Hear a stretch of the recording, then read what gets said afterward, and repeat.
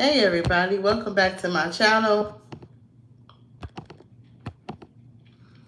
It's your favorite girl, favorite Brit. Hello, hello, hello, hello, hello. Um, oh God, okay. This gonna be like a memory celebrating type of video. So it's not like my normal content where I'm like giving game and schooling the girls and doing all of that. This is a video like for me to tell my dad happy birthday today, my daddy birthday, and I want to give him a special shout out and give him a wish, happy birthday. He passed away in 2016, so he's no longer here with us. So, oh God. So today has been a weird day. I talked to my sister on my lunch break earlier, and we was talking about it. And she was saying how her energy been off today. And I'm like, dang, me too. And she like, that's because it's daddy birthday. And I'm like, I didn't even think about that. Because I don't know why I just was feeling like funky. Like, I wasn't feeling it today. And that's probably what it was. I thought about him earlier this morning too, of course. And I like shed a little tear at work, just thinking about him like, man, he really gone. My boy really gone. So it's just like a video to pay homage, pay my love, my respect to my daddy, and like share a few memories with him that I have to y'all. It's because why not? So and just like talking about losing a parent from my experience or what I've how I'm taking it day by day, because losing a parent is a day-to-day thing you deal with the rest of your life. Depending on, if you had a good relationship with your parent, it's a challenge. So, he died to lung cancer, y'all, and it's another reason, part of why I'm so pro, I'm so pro, be healthy. I'm so take care of yourself because of that too. The sudden death of my father really like woke me up, opened my eyes to take my health and my life more serious. And honestly, I think if it wasn't for the death of my father, I probably wouldn't even have this platform. Honestly, on everything I love, I probably 10 times out of 10 would not have this platform, because I was just distracted before he died. I was distracted, living life, just doing whatever, and like that really set me down and gave me a wake-up call to look around you, who you got around you, who you hanging with, what you doing with your life, what's your plans. He died when I was not 17, when I was 26.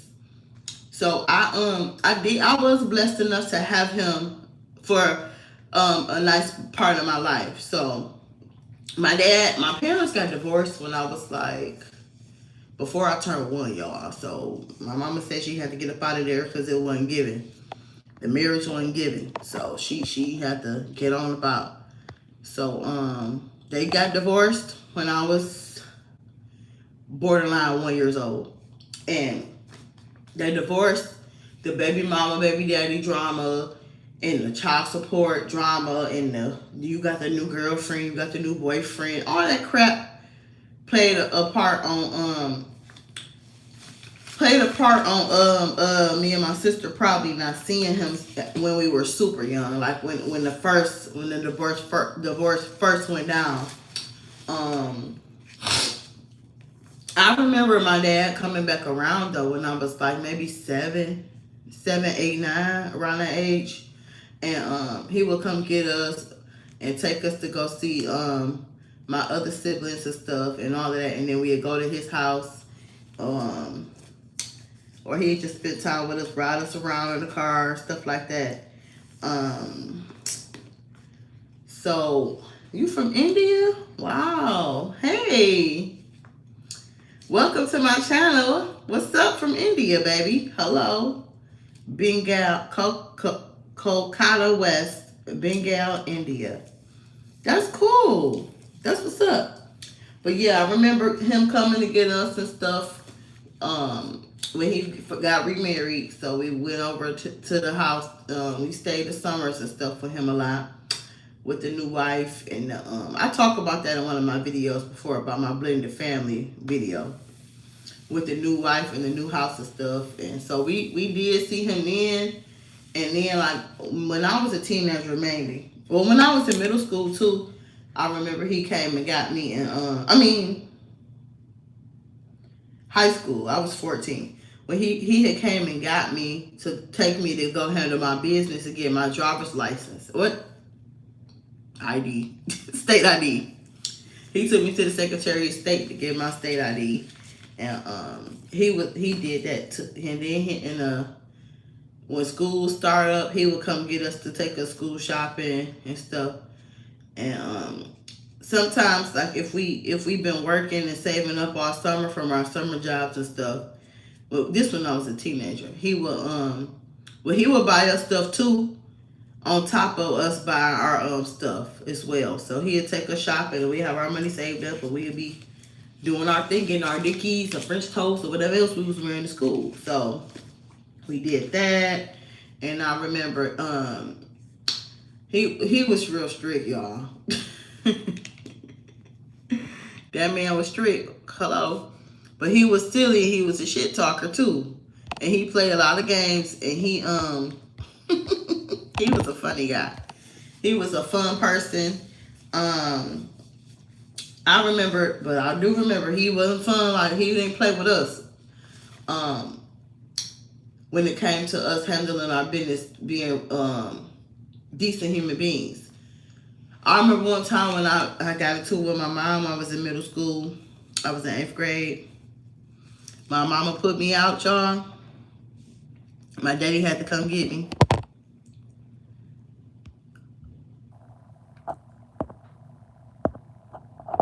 Hold on. My daddy had to come get me because, hold on, I gotta remove this. Wait, let me time out this person. Get your ass on, messing up my damn video. Anyway, so my daddy had came and got me because me and my mom got into it, and well, I was at my friend's house. I ran away to my friend's house. So, oh my God, I'm so nervous telling the story. I don't know why. PTSD, okay? Traumatized. Shit, traumatized. So, I spent the night at my friend's house, and my daddy come get me. He whooped me in front of everybody, y'all, in middle school. I would never forget.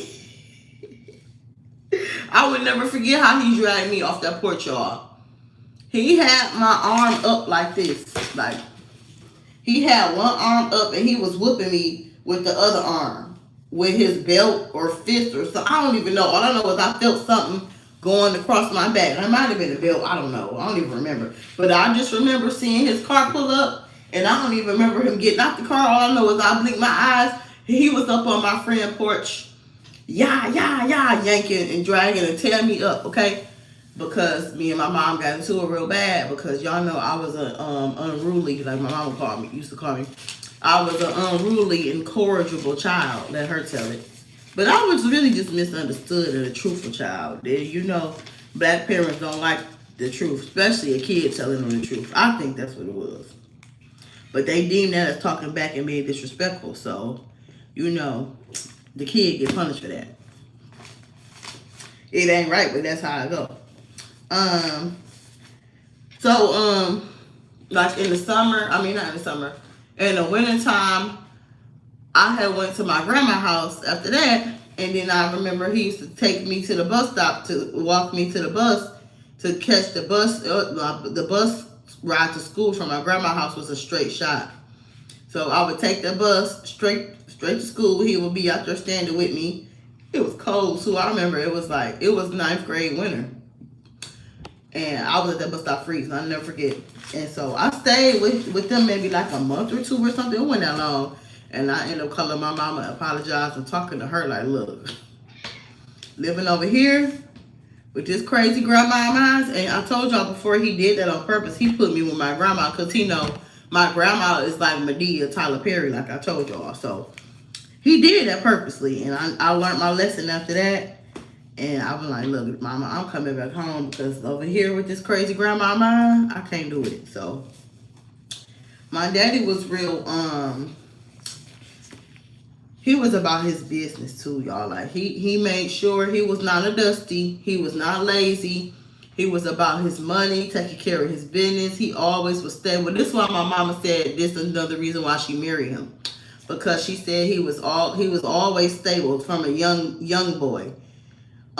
He always had his shit together, always had a car, always had a house, always knew how to pay bills, provide. She said he was a great provider.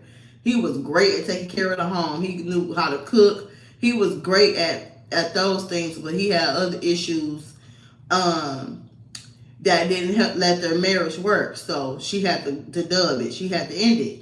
But she said he took care of business. It was about family. He was very, very family oriented, and he wanted to get married. He was willing and ready for it, and dragged her to the altar as soon as she checked him and told him when she got pregnant with me.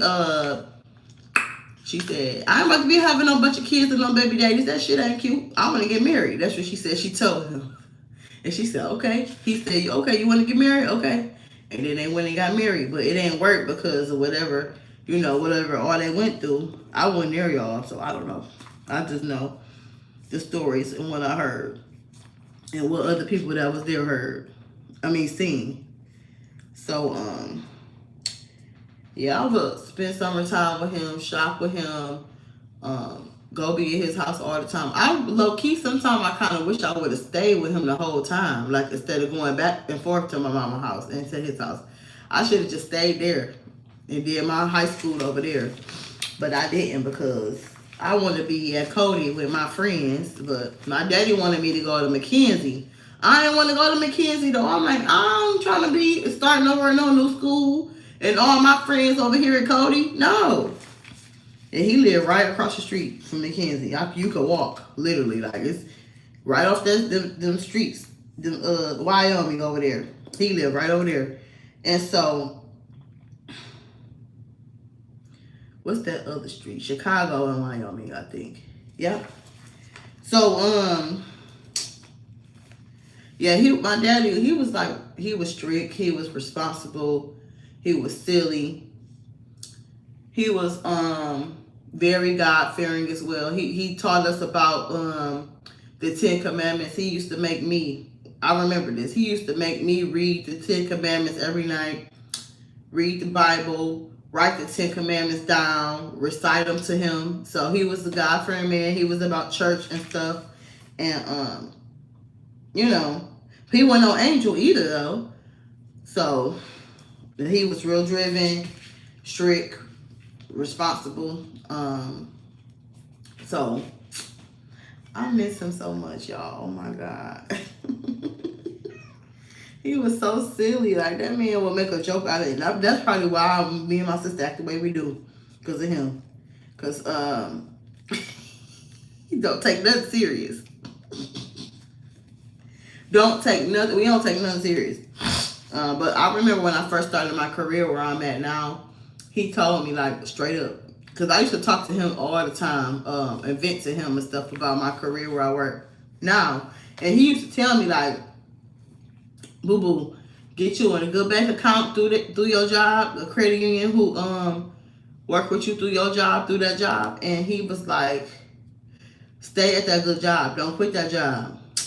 But they come from a different time, y'all know, when black people wasn't getting good opportunities like we get now all the time. So they had that hold on tight mindset because ain't nothing else out there. Scarcity, basically. But he taught me, like, to get a house, keep my credit clean, save money. Oh, I said get a house. He told me to invest in a house eventually. He told me just take care of myself and my future, basically. He ain't play that, y'all. And that's why I remember this guy I had met. He was like, dang, girl, you got your stuff together. And I told him, like, this when I was way younger, too. I told him, like, I had no choice but to have my stuff together. I had 3 crazy parents. So I had a mama, a biological daddy, and a stepdaddy.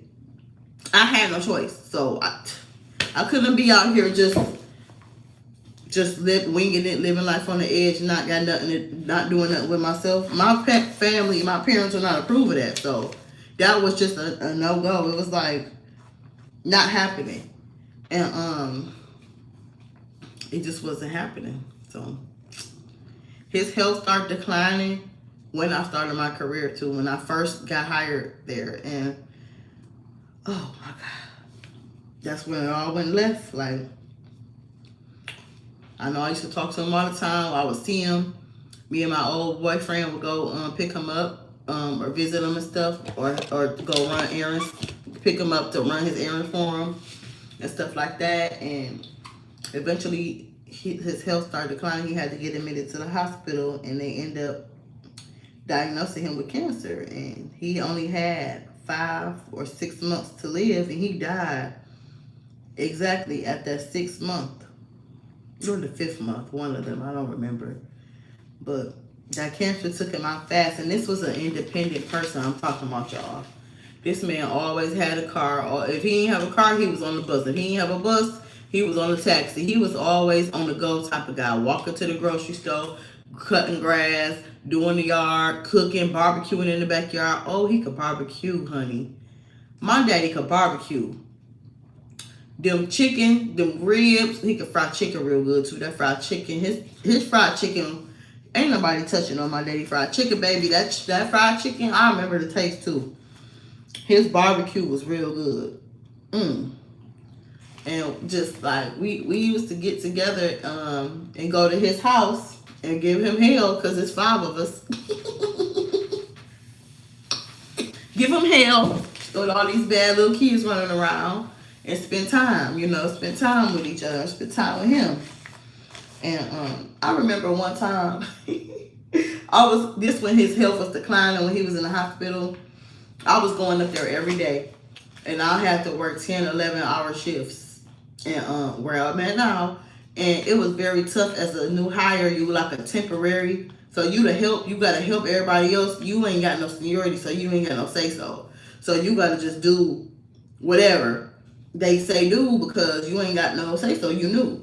And so I remember just being so tired, y'all. Like, I don't even know how I made it. I remember being so tired, so down, so depressed, crying all the time, because I was just praying and my daddy fight through this cancer. I'm praying that this lady leave me alone. My supervisor was harassing me at the time. I was used to vent to him about her, and I just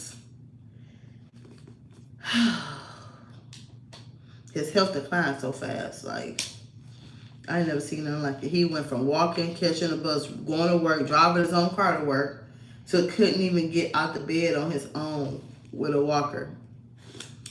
He would cry to me about it. He got a lot of pride, so he don't like asking for help. He feel like a burden. He used to cry to me and tell me he feel like a burden because he needed us to help, feed him or wipe him up, clean him, and I think this is another reason why I'm so immune and used to like death and stuff. But before my father's death, I experienced death since a kid. I mean, a lot of my family members died when I was a kid, so I'm no stranger to death. But this one here really taught me like the hospice thing, on how fast people go down and how serious cancer and how fast cancer will take you out. I remember one time though, I was venting to him about I had sleep apnea and asthma. So I'm like, Daddy, the doctor said I got sleep apnea and asthma. I got to go take a sleep apnea test because I had a test scheduled. And he like, you know what you need to do, right, boo-boo? I'm like, what? You need to lose that weight. That's what he told me, straight up. Basically, you big, you need to lose that weight. You got sleep apnea because you're too big. You're too short to be that big. And he went lying. So, and my daddy, he is a blunt person. And I get that from him. I've heard my whole life. And his side of the family, my grandma too. I've heard that my whole life. I calmed down a lot though. I ain't as bad as I used to be, y'all. I learned how to not say everything I'm thinking. I'm still thinking it though. But I don't say so. The part about like learning how to live with a deceased father or a deceased mother, oh my God, it's hard. Cause them stages, different stages of grief is a real thing, man. Cause first you be shocked, you be in denial, you be mad, angry, you feel like, man, like this ain't real, like, and then you look up and you look in that casket and see that they land in the casket, or you realize they number not calling no more voicemails coming through. You ain't got the relationship no more you had because they're gone. That's when it hit you. But it's just like a lot of confusion too, because I had all those feelings. And it's just so heartbreaking, like, oh, so heartbreaking. I did a lot of excessive drinking. Drink. Turn up. That was my way of coping. Drinking, eating out, hanging out with the wrong people, that didn't like me or care about me. And I think because I was so young, I was only 26, so I was still navigating and like, trying to figure out life for my damn self. So I ain't got it all figured out. I still don't got it all figured out. And I definitely experienced emotional roller coasters up and down. Sometimes you're sad, you crying a lot. Then next time you're happy. And next time you're like, I wonder what my daddy would be doing right now. And then you start smiling, reminiscing. Like, it's so many different up and down emotions you go through and experience. And like, during this time of the year, it's tough because it's his birthday today.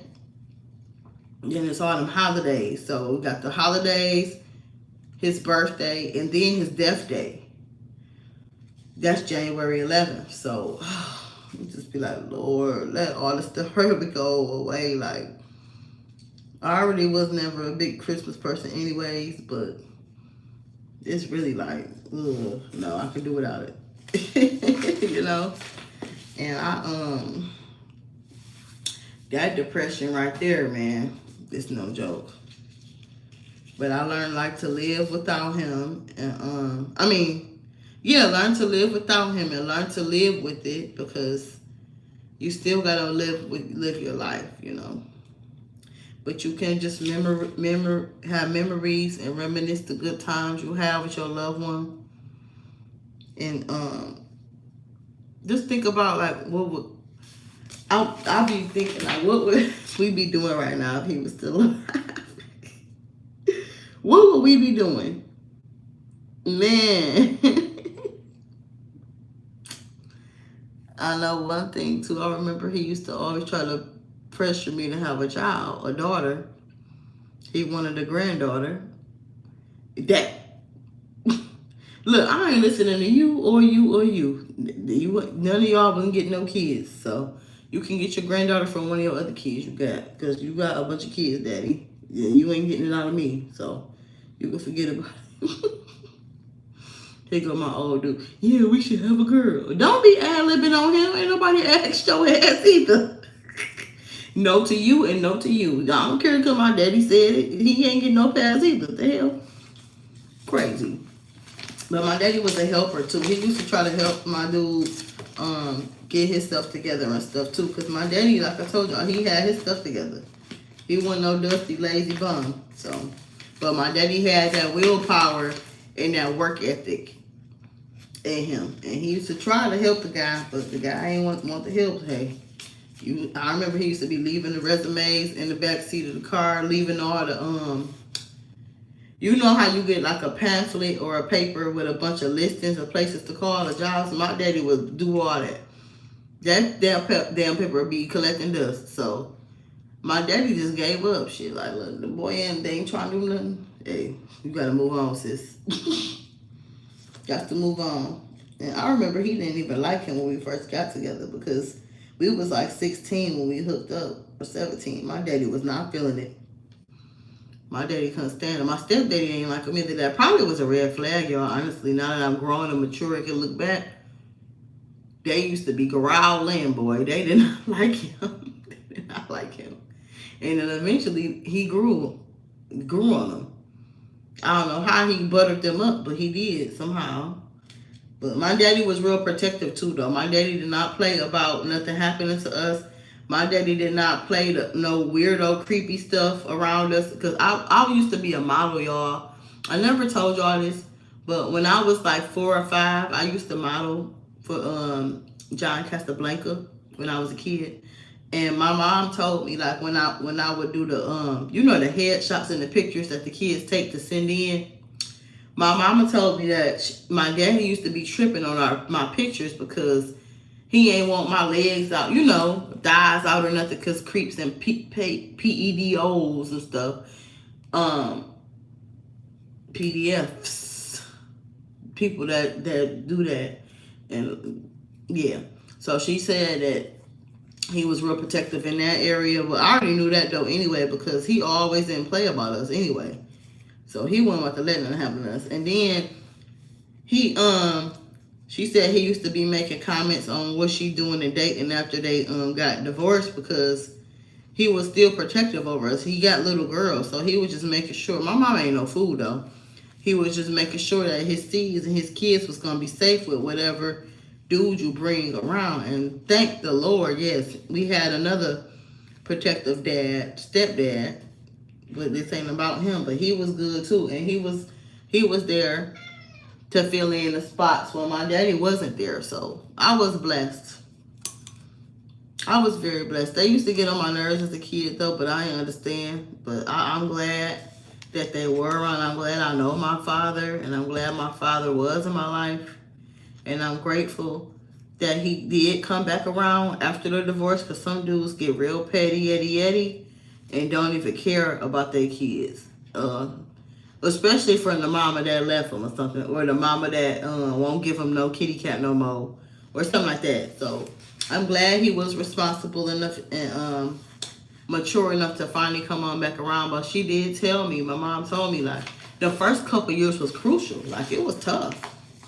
She said she got tired of talking to him about us and arguing and, the back and forth shit and all the draining energy. So she said she just threw the towel in, like, whatever. He'll come back around when he ready.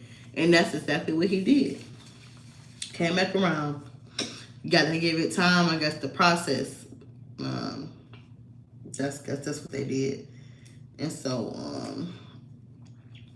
sometimes I wonder, like,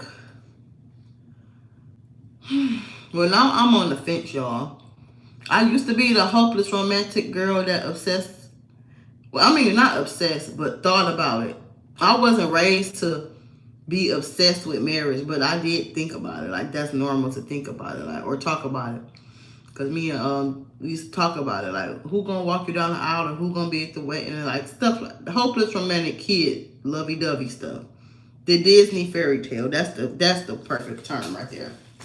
I was in my Disney fairy tale world, and I used to be thinking, like, damn, now who gonna walk me down the aisle now, since my daddy did? Well, it'll be my stepdaddy most likely if I get married. So,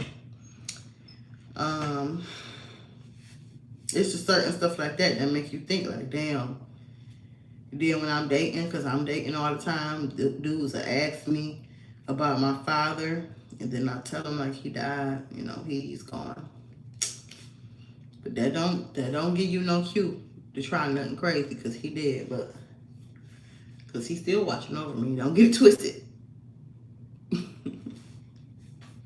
Don't get it twisted, boo. I remember, this is the last little part I'm going to give y'all another memory on. Now, my dads, both of them, they didn't give me no game. They failed me when it comes to men. That reveal your ass, basically, to me. They failed me in that area. They didn't give me no game, no advice, no tips, no tricks on me. And so I had to go out here just blind, baby. This is why I got the channel now. I wasn't the girl that, oh, my daddy said this, my daddy taught that, my daddy this, he ain't teach us nothing. We had to learn this stuff on our own. And we had 2 damn daddies. Now that's that. Y'all need y'all SB for that. Y'all do. I ain't gonna hold you. Because y'all got girls. You can't be doing that. But, they failed both of them. They failed us on that. And I called out my stepdad about that before. Like, you let this dude da da da da me, and you ain't like I gave him the business. My daddy wasn't alive when this happened.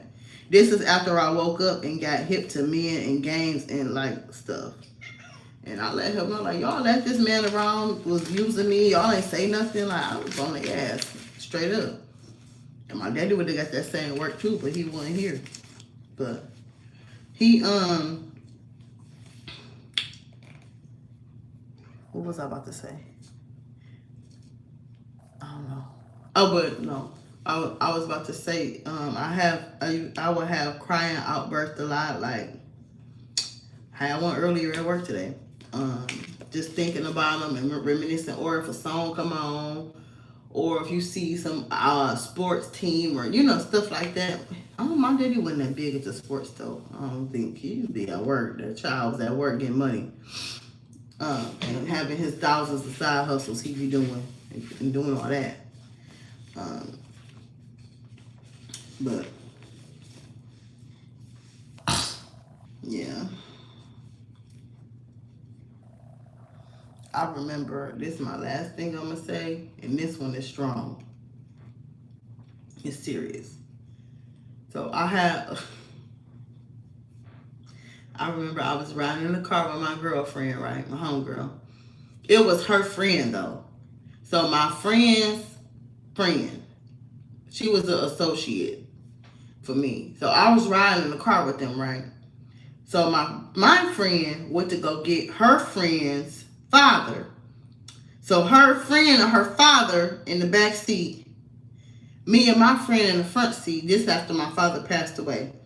I would never forget. I couldn't process it, y'all. I didn't know what to think or do. I would never forget in being in the car with them, and the girl, her relationship with her daddy was so good. It was like, it was reminded me of me and my daddy. When we would be on the phone, cracking jokes, talking shit, talking about our relationships. Because he'd be talking to me about his girlfriend and how he don't like this one or he like that one and he about to marry her or he gonna leave her. It was just like that. So the girl and her daddy in the back seat talking and doing all that. They joking and, Daddy, I love you, and boo boo, I love you. Give me a hug and this and that. And you're beautiful like your mama. My daddy used to pinch our cheeks and kiss us on the cheeks, and we could feel his prickly mustache on our cheeks. Or he'd give us like a tight bear hug. So I was seeing, because he did give us affection too. He used to hug us real tight when he would come pick us up and give us a kiss all the time on our cheek and pinch our cheeks. He'd pinch our cheeks real hard. That used to hurt. Oh my God. But yeah, so I'm about to cry. So she was joking and stuff with her dad, and it made me so sad, y'all. Like, oh my God, like he's really gone. Like it was a moment, like that's when it clicked, like, oh my God, my dad is gone. Like, damn, I missed that. Like it reminded me of how me and him was. I'm like, oh my God.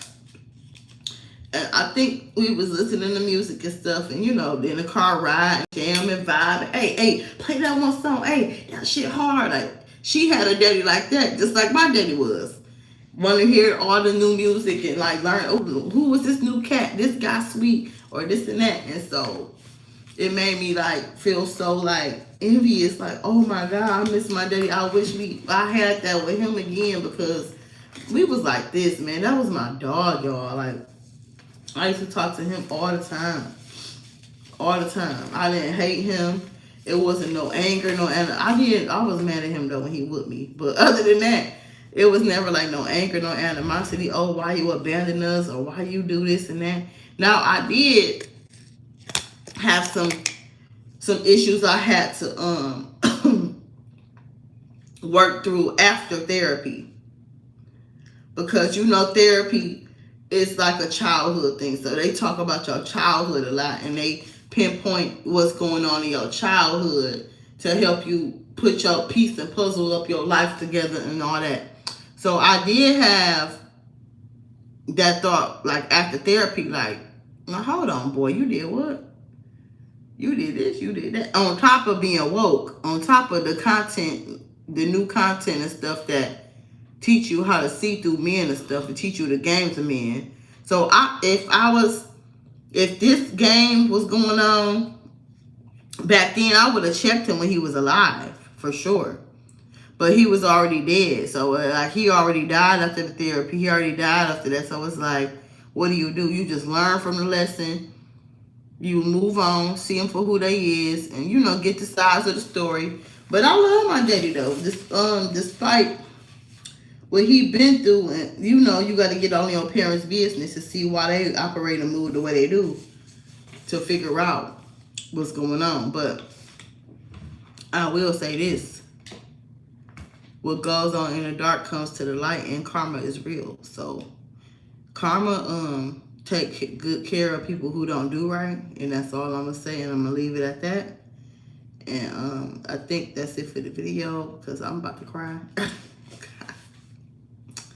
So thank you for watching my video. Happy birthday to my dad. I love you. And let me show y'all some pictures. I just got a few pictures here of him and me. This is me and him. I don't know if we got no pictures as kid when I was a kid. I had to ask my mom. That's my boy right there. It's my dog, DMX. He loved DMX, y'all, like real bad. DMX and I don't fight.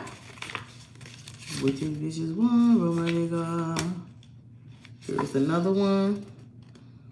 Being a goofball that he is. While your underwear up to your man boobs, sir.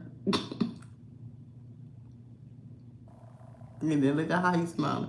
My nephews look just like him too. My brother kids. All my brother kids look just like my daddy and my brother. Exactly like them.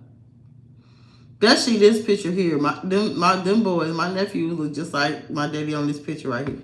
Genetics ain't no joke, boy. You one thing you can't run from, what I always say. Genetics.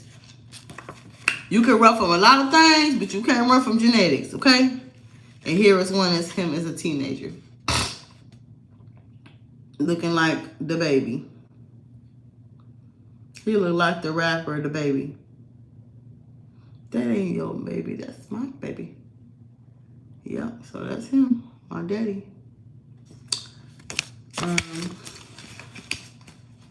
I wonder too, y'all, but like I said, I probably wouldn't have this channel if he was still alive, because his death really set me down and woke me up and helped me with my spiritual awakening. So, but if I was to be a content creator, which I probably wouldn't have been, he probably would have got on this damn video and been cutting up. Saying anything, embarrassing somebody. So yeah, that's it, y'all. Today was my dad's birthday, and I just wanted to share some memories with him, and I'm happy and blessed that he was in my life, and that he came around, stepped up, came through for us, and loved us, and kept us together as the kids. And but after his death, though, that was a wrap, y'all. I ain't gonna lie.